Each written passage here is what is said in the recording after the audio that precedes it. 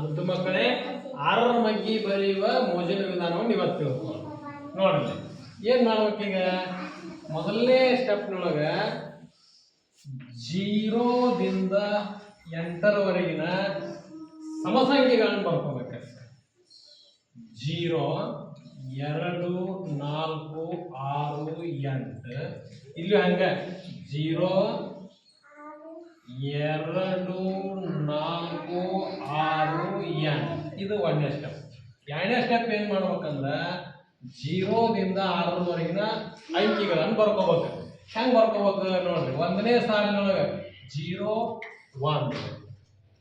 ಇಲ್ಲಿ 1 ಬರ್ದಿರಲ್ಲ, ಮತ್ತ ಹೊಳ್ಳಿ 1ರಿಂದ ಸ್ಟಾರ್ಟ್ ಮಾಡ್ಬೇಕು. 1, 2 ಇಲ್ಲಿಗೆ ನಿಲ್ಲಿಸ್ಬೇಕು. ನೆಕ್ಸ್ಟ್ 3, ಇಲ್ಲಿ 3 ಬಂದ್ರಿ, ಇಲ್ಲಿ ನೆಕ್ಸ್ಟ್ 3, 4, 5, 6 ಇಷ್ಟು ಬರೋದ್ರ 6 ನೋಡ್ರಿ. 6 1 6, 6 2 2, 6 3